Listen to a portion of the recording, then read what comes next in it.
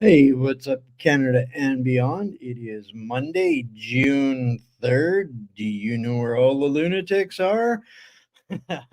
um, Welcome back, everybody. I'm going to try and get things down to a little bit more of an organized, consistent chaos around here at What's Up Canada. So, 6 o'clock Central, so 7 Eastern, 5 Mountain, 4 Pacific. We're going to get on here and try and sort something out of the nonsense for everybody. So, welcome back, everybody, ladies and gentlemen, boys and girls, grannies and gators, and all of the above.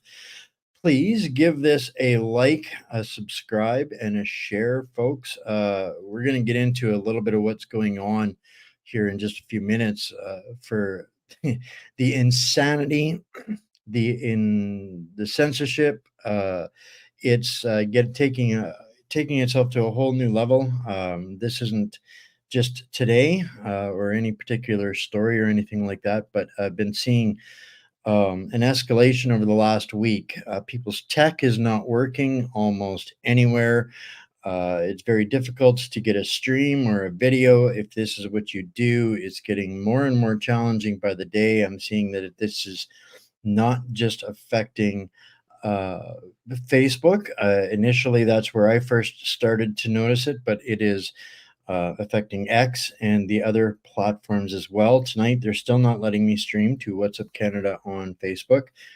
It says I'm allowed to stream to my personal timeline. It's telling me that I'm streaming to YouTube, but at the same time, it's showing me that I've only got 4 viewers that are watching here tonight. So I don't know what's to believe at this point anymore.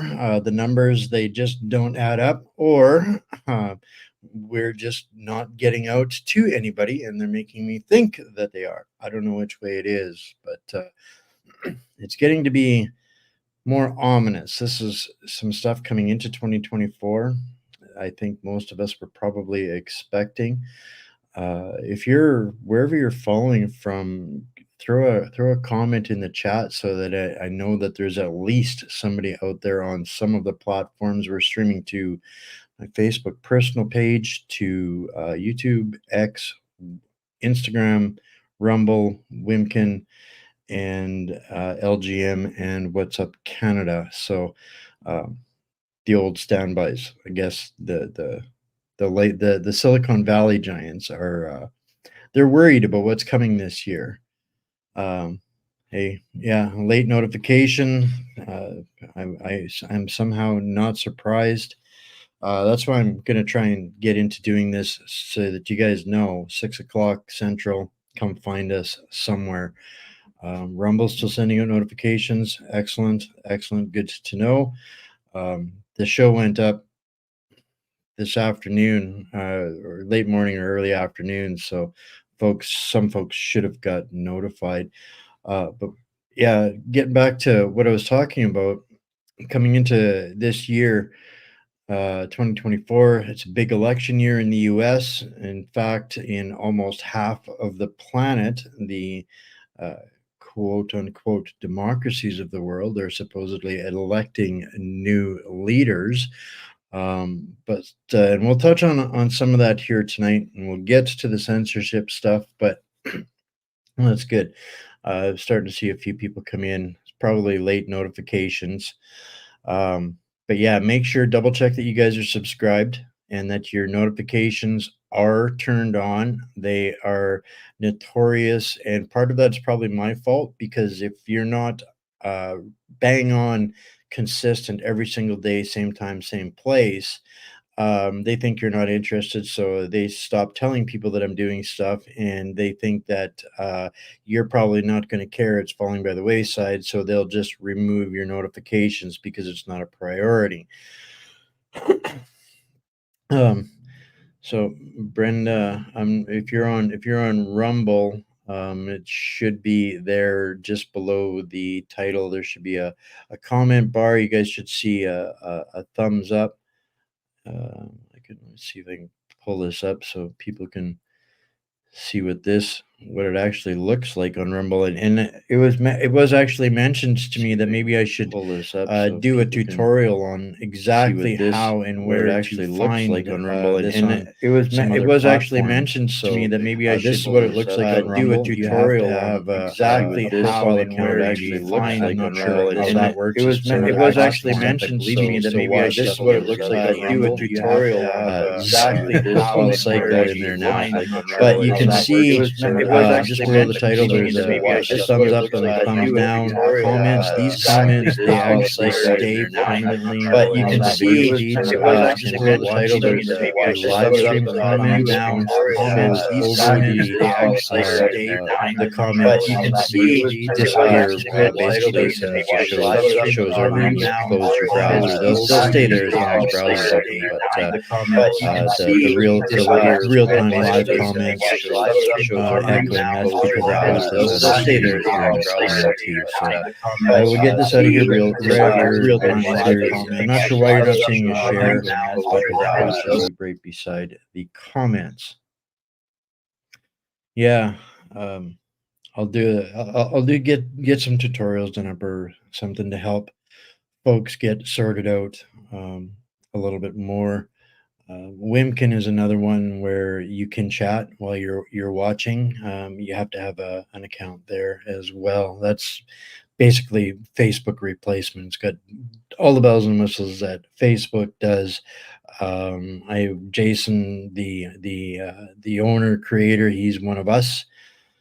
Yeah, you're probably hearing it twice because I was bringing up a video that I was streaming onto the stream. So hopefully that should stop. There's a bit of a time delay, so I'm getting your comments. Uh, and there might be just more technical difficulties coming down the pipe with the shenanigans they're playing. It's really getting to be a challenge to get something put together and do what we do, make make sense out of the noise. So I'm going to get to some of the yeah, Rumble is it's the best of what's left. To date, they have only removed one of my videos to date, and definitely took note of the likely reasons as to why. I think that they still fear the Teamsters unions and some of those organizations because they don't play fair and don't play by the rules. So it's a shoot match. This is why whatsupcanada.org and lgm.news, that's where we're building the news platforms for tomorrow. And there's some other stuff that's people are doing as well. So you know, it's one of the things I preach about, whether it's me or somebody else, the independent journalism, the people that fight in that arena are our best strongest weapon against the propaganda and media mercenaries that are out there. I know it's hard to trust and invest in anybody that is, news or media. But at the end of the day, we have to use discernment in who and what we're listening to and observing, but recognizing that if we don't have an independent media that is willing to or capable of calling out both sides, we will never have an opportunity at democracy and free speech. If both sides use the same tools of cancel culture, agree with me or else, then we have a problem. So seek out the independents that dare to challenge the status quo on all sides and help them, support them. They need it a lot more than a lot of the entertainers that are out there, and there's an awful lot of entertainers out there. So if you want are not, if it's something that you can do, that's where the day-to-day help is most appreciated. You can tell the ones that are genuine. They're not building a business model. They're not taking fancy holidays and trips and those kinds of things because they can't. They're too busy trying to get as much information out for free as they can. And they're typically investing everything that they've got personally and sacrificing all of that to do so. So there's all kinds of activist causes. There will never be an end to the activist causes, but there will be an end to independent media if we don't recognize them as doing something different than just activism and get on board with them as well. So now, without further ado and enough of my babbling, we're going to start with a little bit of a clown world story tonight. Balloon wars, yeah, it's a real thing. And I'm not talking about weather spy balloons in Canada. No, we've literally got balloon wars happening between North and South Korea, and it's been kind of escalating. So the story is, getting to the point where it's infringing and escalating the narrative between North and South Korea in a hostile fashion. And what started out as South Korea started sending propaganda flyers, pamphlets, USB sticks, even food like rice and money over uh, into North Korea via these hot air balloons and small balloons. And North Korea was upset by this and has retaliated with what they said is going to be every time they see a balloon, they're going to retaliate with 3 times as many. So that this last instance was apparently 6 to 700 balloons that were full of garbage, refuse, cigarette butts, feces, all kinds of the nastiness that they could find to ship over to South Korea. So now they've kind of reached a stalemate on this, but have um, it's kind of turning their discussions about peace sour. So there's definitely some escalation in tensions between North and South Korea. But the interesting part of this is the UN body is getting involved. They're listening to this, they're watching this, and they're shaking their heads because this to them is even a clown show, and they're not breaking any UN protocols. They're all screaming abuse and sanctions and all of those things. But yeah, no, it's just turning into a greater clown show, and we're gonna see a whole bunch of clown shows here in some of this little whirlwind tour of some of the news highlights. And some of this is going to be one and done, guys, but some of this is stuff that we're following and we'll be digging into a little bit more and deeper again. So the next story, so there's going to be a bunch of them tonight, might be a little bit of a shorter show. We're going to kind of go through the Coles notes of each one's kind of point out the shenanigans and the nonsense within. And as usual, I will publish a Substack with all of the links for you guys that you guys can go and dig a little bit deeper and pull on some more threads. There's always things that come to me after doing shows like that, and I put it out there. People go, they dive in a little bit more, and they go, "Oh, wait a minute, I got a piece of this puzzle," and the feedback and the communication, these are the things that open the Overton window.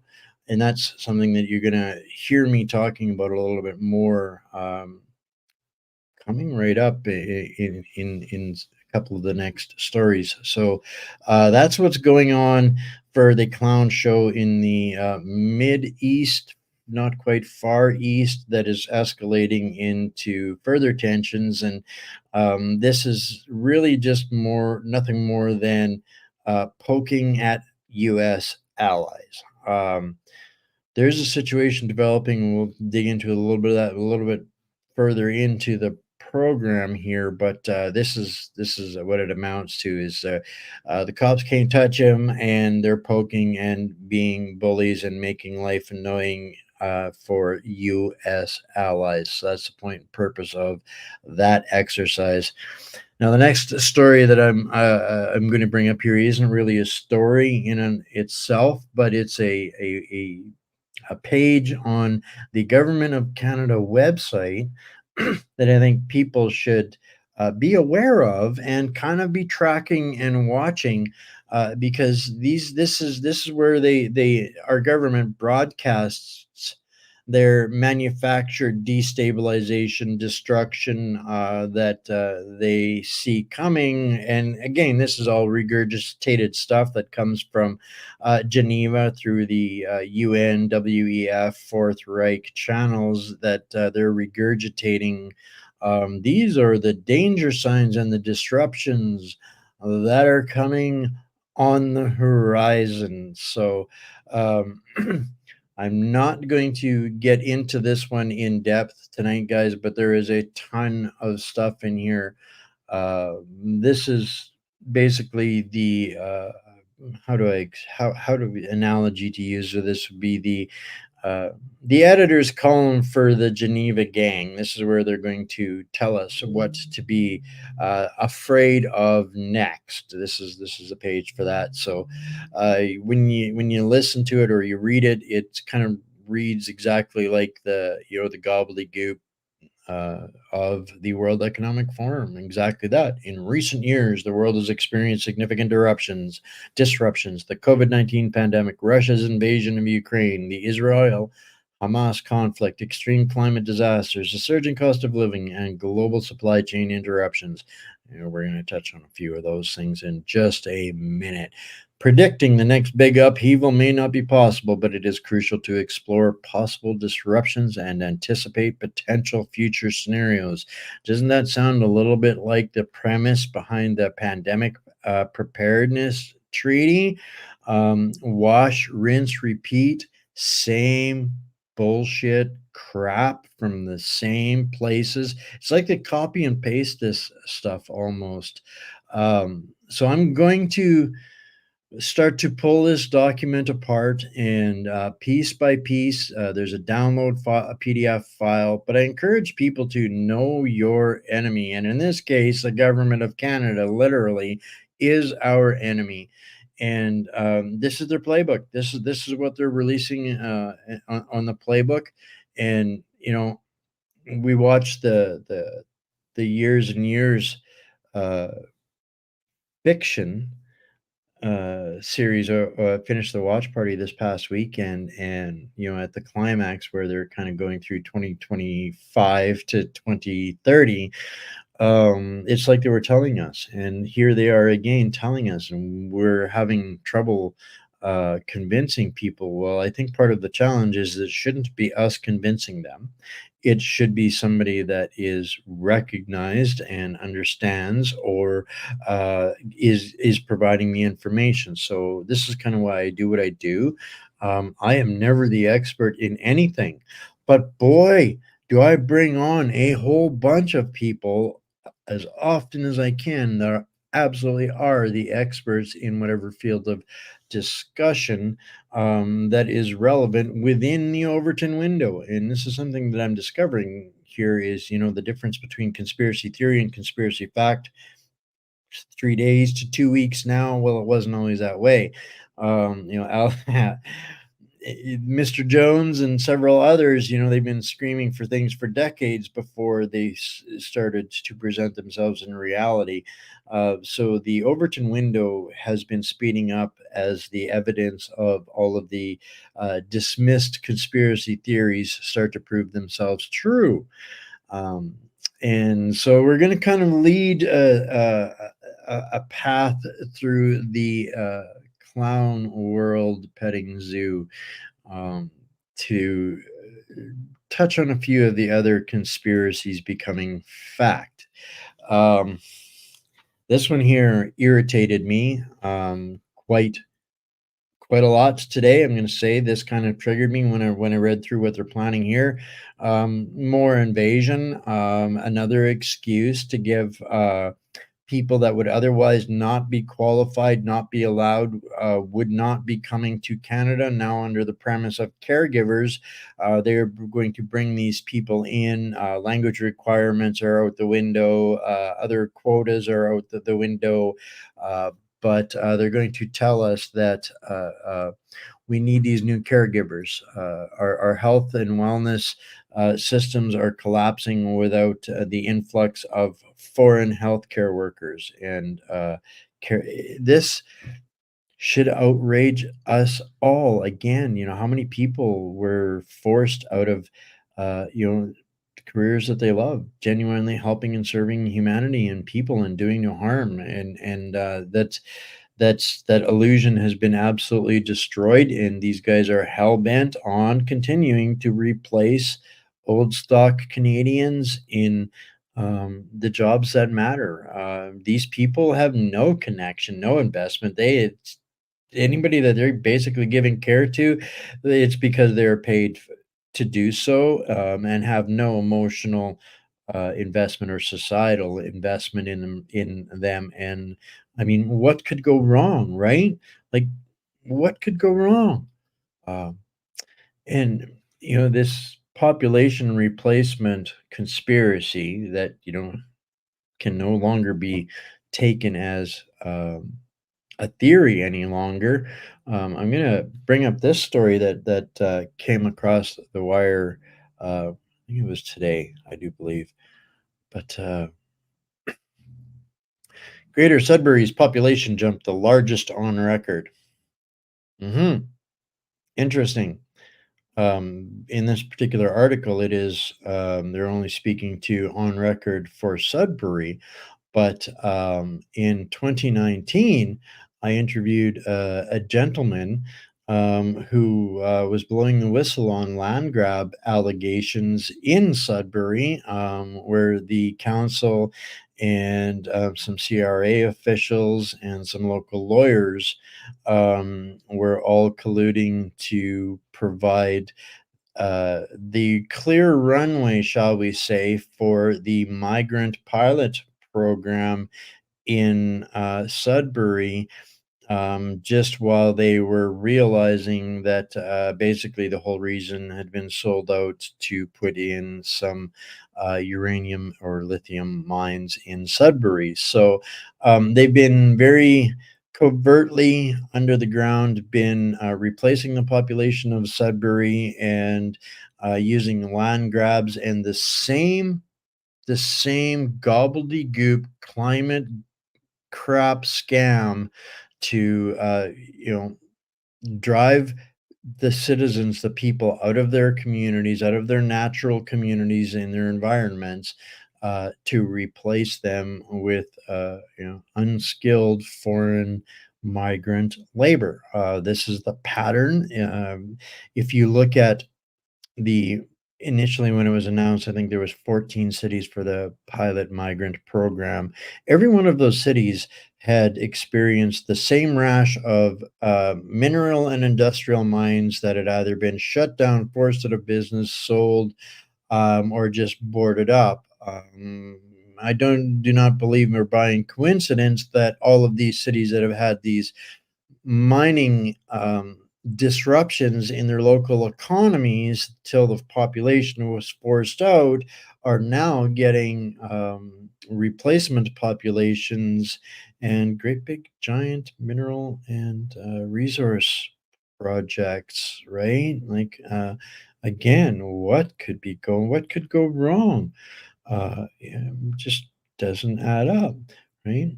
So on that note, more to the controllers of the controllers, and this is going to tie in a little bit more to a couple of the other stories that are coming up and connecting to this.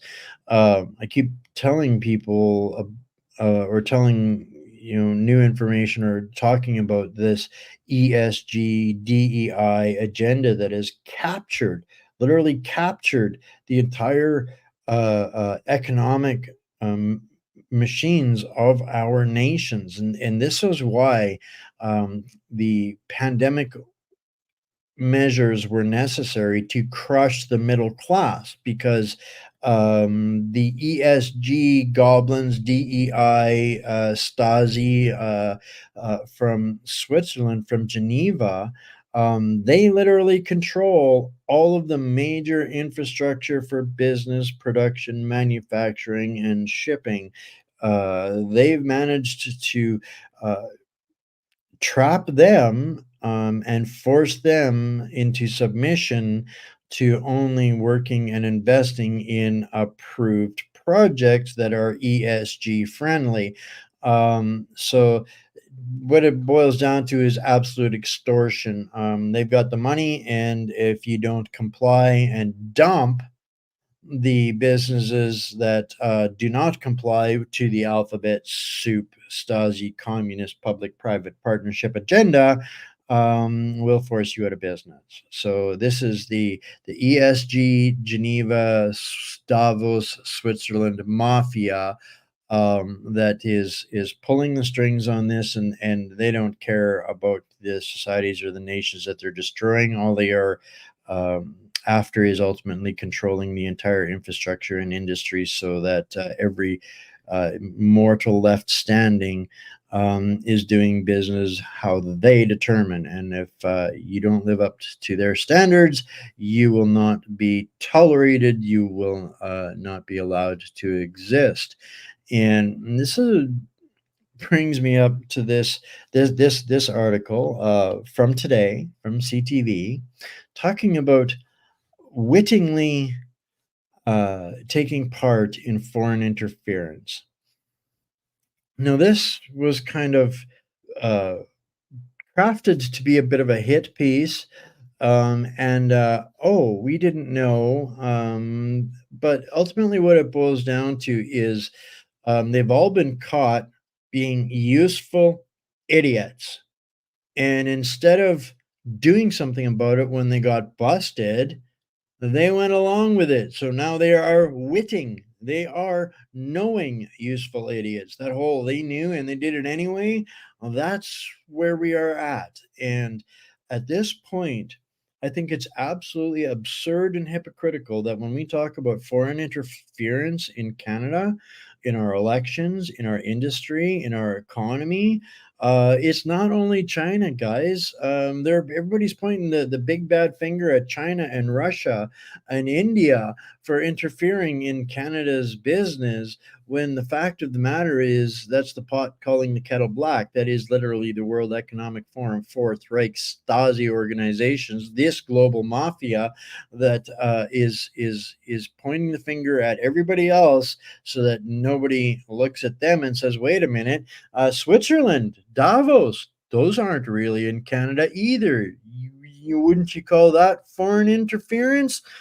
Because at the end of the day, every single one of the 300 and however many odd useful idiots there are is signed up and is a either witting or unwitting useful idiot for some foreign body and lobbyist group.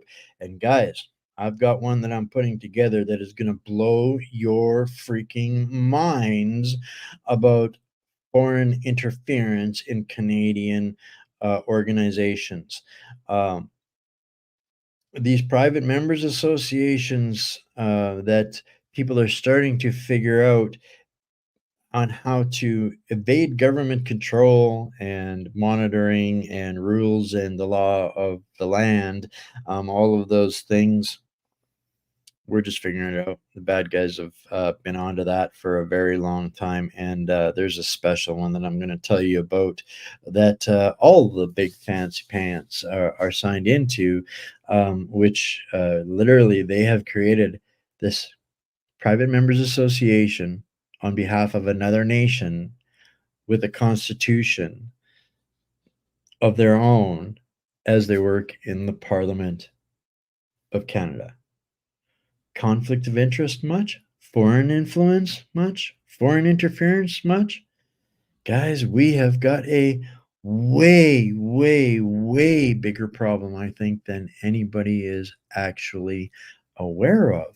And this is why they are so afraid of people like me. And because we're already on to Bill C-63, we've kind of forgotten about Bill C-11, and now it's one thing when we're talking about it, fighting it, they're passing it. Well, now we're, it seems, at the implementation stage of the Online Streaming Act. So all of the Orwellian dystopian censorship that they talked about that went through with Bill C-11, we're now going to start seeing it real time as they implement it. And I suspect that this, guys, is the base root cause of the interferences and the technical difficulties that everybody seems to be experiencing across all of the streaming platforms, because there's only a handful of streaming tools that we use for all of the platforms. So if they control the streamers through their streaming tools and don't allow them to interface with the platforms, they've got us right where they want us, in control of what we're seeing and hearing coming into elections, and a basically a shitstorm of scandal that is beyond them evading and avoiding. Um, so we're getting into the nutcracker time, folks, and they are going to be cracking down on those like us here that they call the nuts. So this brings up another clown, another clown. We want, talking about these guys that are so afraid of the truth, that are the clowns that are out there. We're going to bring up this one and show you guys what this clown sounds and looks like. So here we go. We just heard this point about untrustworthy people, and we talked about things in the United States like, I'll start that again. we just heard this point about untrustworthy people, and we talked about things in the United States like, checks and balances, which aren't written anywhere but are customs. And one man, Donald Trump, literally came in and just took that all away. But when I see this, when I look at this, more globally regarding democracy, I also say to myself, when was this great time that everybody got along so well, and things were going so great? I mean, I think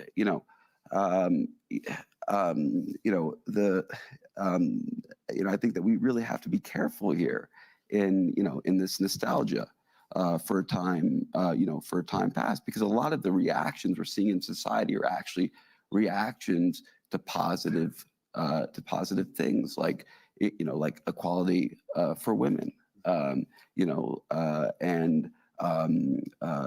greater diversity, which come with backlash. So that, ladies and gentlemen, is Alex Soros, the George Soros protege, taking over all of the Tides Foundation and his institution, and funding all of the uh, uh, alphabet oppressors, the alphabet mafia, the color revolutions, the war in Ukraine. Daddy George basically funded and started the war in Ukraine. That family, as you can tell, genetically, their apples seem to have fallen right beside the edge, beside Justin Trudeau. Uh, I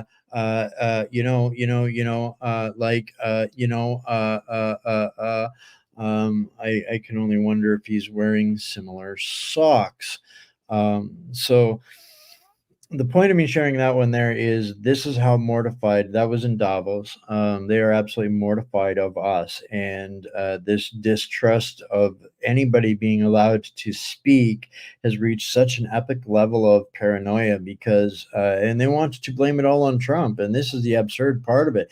They are the ones that cannot function without programming. You listen to him stutter and stammer there, like a like he had Tourette's or something. Like it's just absurd. These are the individuals that are running the world only because they have money, but these are the clowns that are running the world, and they can't even usher a simple sentence except for saying, "I need my diaper changed because we can't shut Trump up." So the interference that is going on, I mean, everybody knows what's going on in the United States. The whole world knows what's going on in the United States. And unfortunately for Americans, the whole world knows what's going on in the United States. That is your guys' biggest danger right now, and ultimately the rest of the world too, because America is not looking like it can look after itself, let alone take care of anything else. And this is how we end up with another basically Joe Biden, Justin Trudeau, Jacinda Ardern replacement president in Mexico. And I don't really follow Paulie St. George, but I also do find it difficult to believe that this happened without interference. How does that happen in a conservative country like Mexico? This is just absolutely beyond me on how, you know, and I always, whenever I hearing these kinds of things, and this is all only happening in our in our continent, basically. This concentration, it's like they're retracting, they're being kicked out of Africa, they're being kicked out of everywhere else. So it's retreat, regroup, and re-attack. Um, it's it defies logic, right? What are they after, right? They don't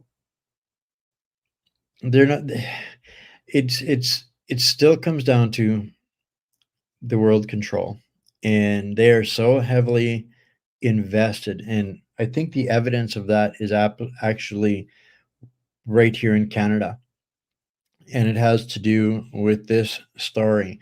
Um, this is about Constable Helen Grew, and the alleged misconduct, um, because she used her superior, highly accredited, highly recognized, highly rewarded expertise to expose what these guys, these this cabal, this World Economic Forum, Fourth Reich, is all about. And this comes back down again, and I'm going to tie all of these stories in as we go in here. But this is about the scam of the scamdemic, the fraud, the greatest fraud ever perpetrated on an unsuspecting society in the history and of our planet, that has stacked up more bodies than every former dictator in recorded history. You can add Stalin, Mao, Pol Pot, Hitler, all of them, all of the bodies that these people murdered because of their agenda doesn't even come close to what this medical uh, assault on humanity itself has done, and they are still doing. And this lady has been brave enough to stand up and defend the babies and the unborn and say this is wrong, and the evidence says that this is wrong, and they are really trying to destroy her. So this is one of those pivotal cases in not just in Canada, but literally in world history. I see a comment over on one of the other streams that Fauci is getting chewed up today. Absolutely. The jig is up. This is an American bioweapons event. Actually, I'm going to pull up something that I had here that relates to that comment specifically. Here we go. The fall of Dr. Fauci. Um, Officially exposed as a U.S. government project, a virus engineered by U.S. scientists using a biolab in China and Canada and America to do gain of function and develop not just COVID, but a full spectrum, everything under the alphabet. These guys have been developing gain of function stuff for, including things like monkeypoxes and bird flus and all of these things. None of this is natural events, guys. None of it. It's all bioweapons programmed, funded illegally and illicitly, immorally and unethically through select people that think that they are above the law. Anthony Fauci being one of them. Um, and he says it there too, in this post. The biggest crime against humanity has killed more victims than the Nazi Holocaust against Jews and everybody else. This is the biggest murder spree, psychopaths, serial murders in history, and there is a whole bunch of useful idiots that enabled it, facilitated it, knew about it, and would did it anyway, or are now trying to get out from underneath of it. They're trying to get away with it. And this is why this censorship, the abuse, why the Helen Grews of the world must be silenced. Um, and not just the Helen Grews. Dennis Rancourt, people, this is another brave, unbelievably brave individual who, after years of fighting for the evidence and the knowledge and to be recognized and to continuously be dismissed, his evidence has been dismissed through more judicial notices in these kangaroo courts over the last couple of years that they are using to railroad Canadians for the crimes that they committed, thinking that we are dumb, stupid, unmotivated, and we'll just roll over and die for them. But so this post by a couple of days ago by Dr. Dennis Rancourt, who spent I think it was 3 days basically being interrogated by experts on, and has finally been recognized as a qualified expert to speak to the abuses. And it's critically important that we get official recognition. We have to get through the propaganda and the censorship to make sure that these voices like Mr. Rancourt's get out, because there's continuing to silence us. Um, it's guys like Mr. Rancourt that are able to stand long enough to do the chewing on the people like Fauci, and Canada needs to follow suit. We're seeing, cases that affect this. And still to this day, the current procedures, they are still jabbing people. They are still selling these chemical concoctions to people. They are still terrorizing Canadians, telling them you got to get your jab, and we are still fighting for the truth to be recognized. And so this brings up Chris Erickson, who's been on our program. She deserves the same kind of grilling that Dr. Fauci is receiving today. It's going to be up to us to make sure that the world knows that Fauci's been caught, because the legacy media won't say a damn thing about it. They won't let enough of Canadians know so that we can get out there demanding that TAM go through the same expose and exposure and be held to account. And this is where she's never faced any scrutiny for her handling control of Health Canada. Did anybody vote for her? Did anybody vote for Theresa Tam to control Canada? We already know she's a product of the University of Wuhan Biolab. She's still getting paid from them. Foreign interference much? No wonder they're burying the Winnipeg lab and everything that happened there. What and Chris shouldn't be the only one demanding an answer as to what is her involvement with the Winnipeg lab and the gain of function research that they arrested those two scientists for, and arrested all of their students for as well, who I think the two scientists are back working at the lab in Wuhan. And and how is it that Michelle Rempel's name is on the patents for the ventilator machines, and she worked in the Winnipeg Biolab for 14 years, and the only question that she had of the government for 3 years was, why didn't Trudeau get us enough jabs? That's the only thing that she cared about.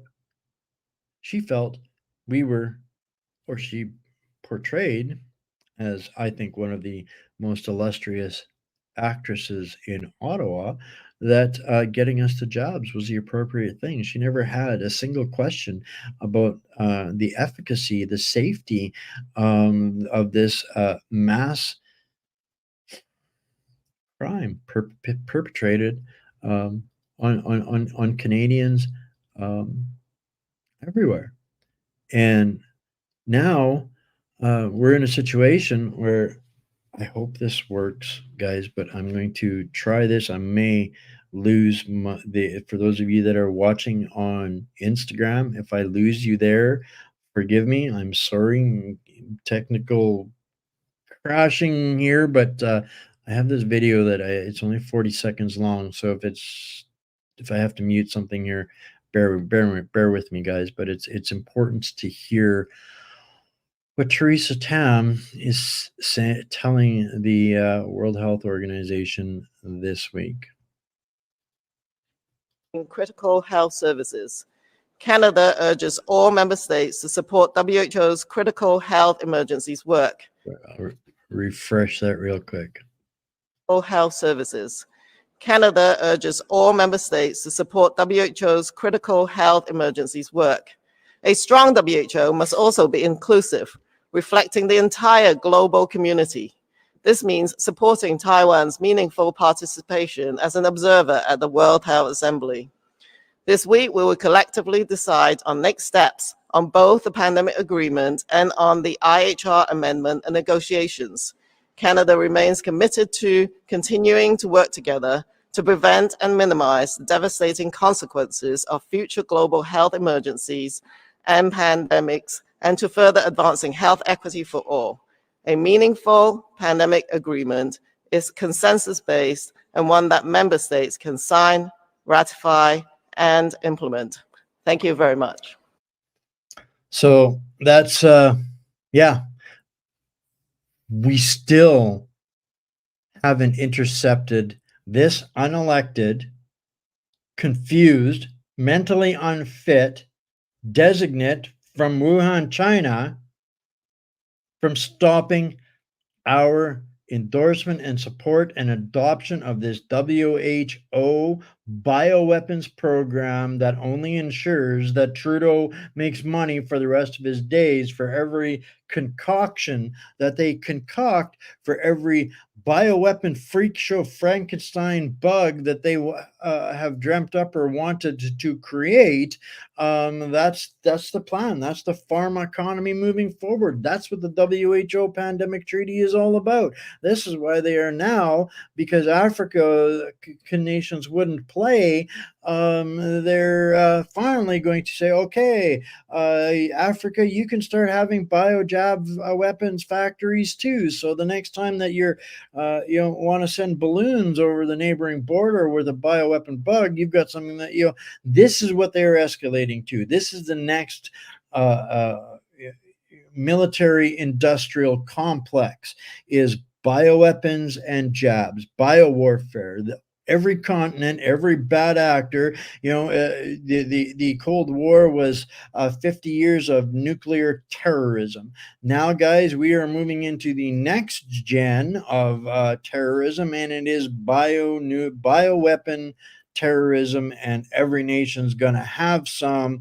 And this is what they're agreeing upon with the WHO pandemic preparedness treaty, and it's freak shows like that are leading the way, and it's freak shows like these ones that continue the connection and the money. They continue the financial harvest of Canadians, our resources, our life savings, our futures, our pensions, our great-grandchildren's futures, our very lives. These are the two liberal clowns that are over at the World Economic Forum Fourth Reich Lieutenant General's strategic planning session. Mark Carney and Francois Champagne are at the Bilderberg meetings. These are the guys that are making sure that they have kissed the ring of the Aga Khan, and I've sworn their allegiance to the Bilderberg agenda. So this guys is incredibly diabolical. How these guys continue to march along, and yet scream this week that there's an 800% increase in abuse of MPs. Well, gee, imagine that. I wonder why. How could that happen? Do you think that they could possibly get so disconnected from reality that we would have to feel like we must shout louder and louder and louder and still not be heard? And they want to play victim because we're upset.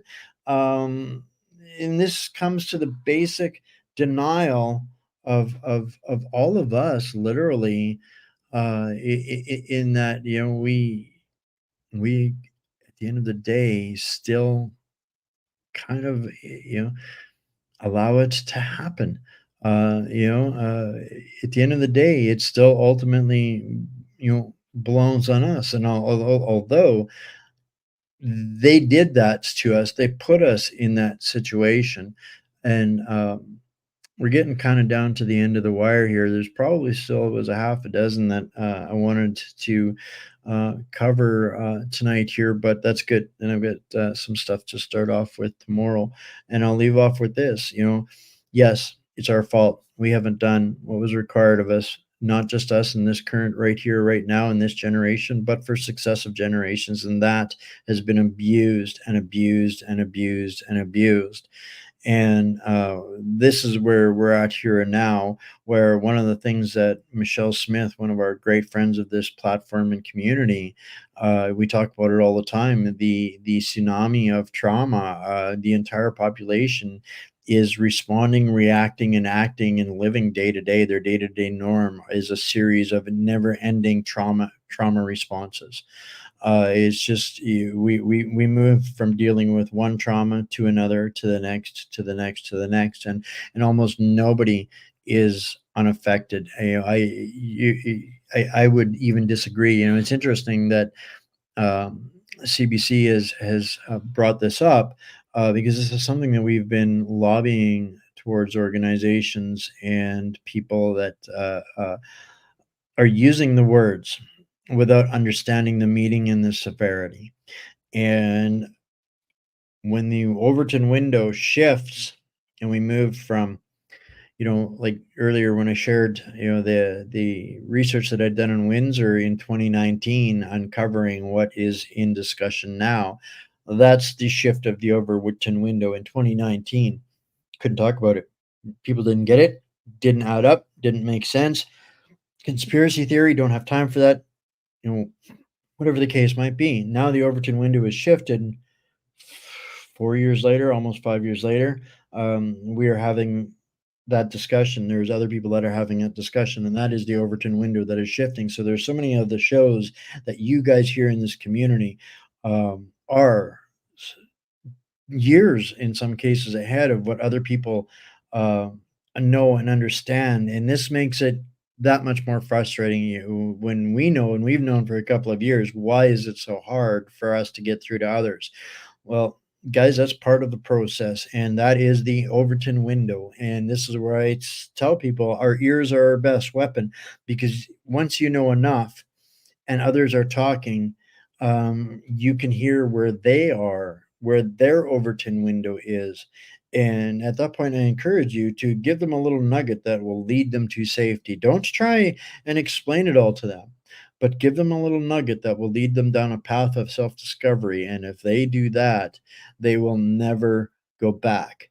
And this is, I think, is so critical for us to understand. We need a much clearer separation between facts and emotions, between truth and news, and reality, and entertainment and education.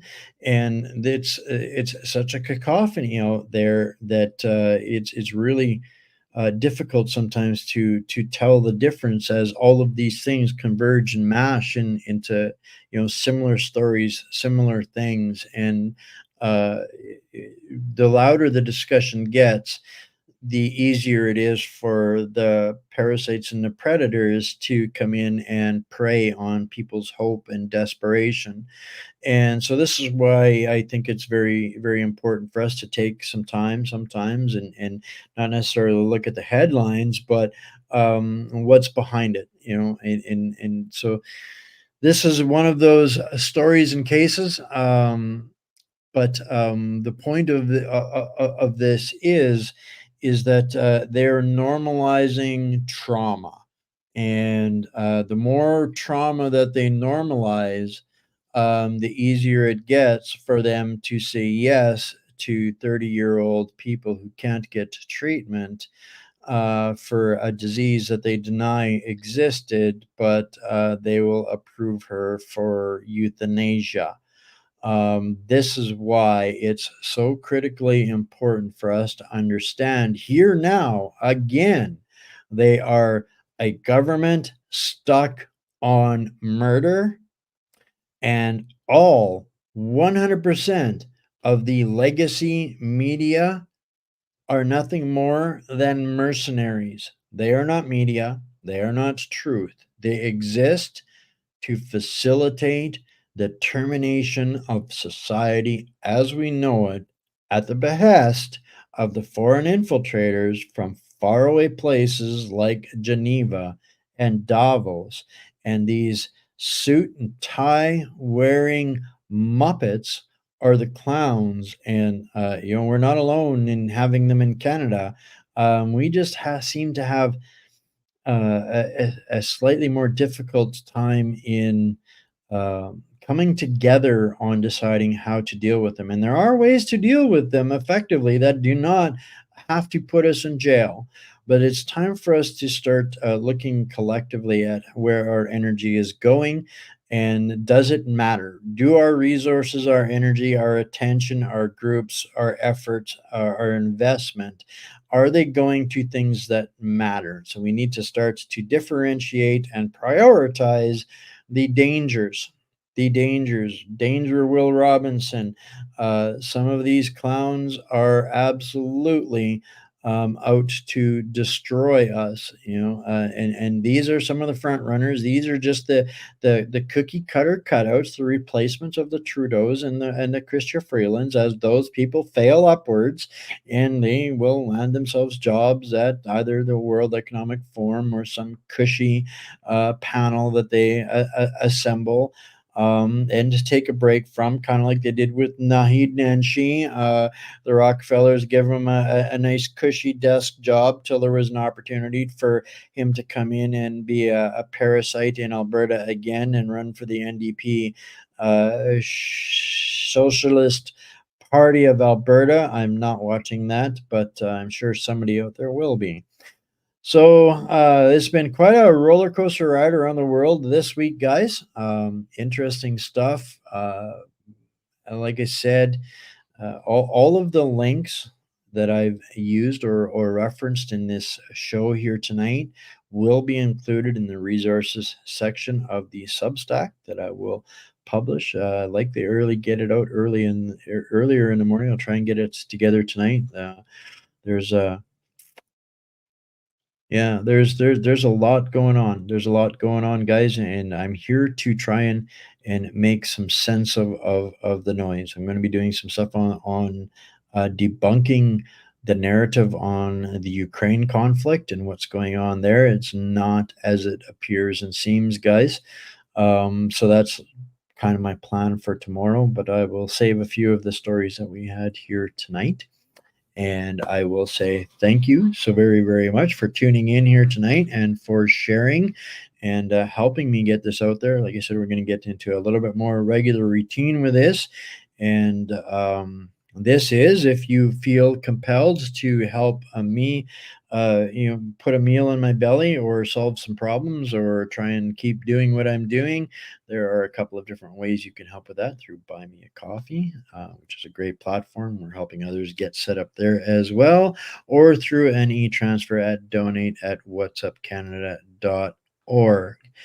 So on that note, folks, I love you all, my fellow hostages. Stay Canadian, stay mighty, and check out one of our partners that I'm going to play out with here. I'd love to talk to you guys about something like that rather than just dismissing it. Bring your beefs and let's talk it out. I love to have challenging discussions. So tell me why you still support BlackRock with all of your consumables in your house. Just want to know. Inquiring minds wants to know. All right. I love you all. Bye for now.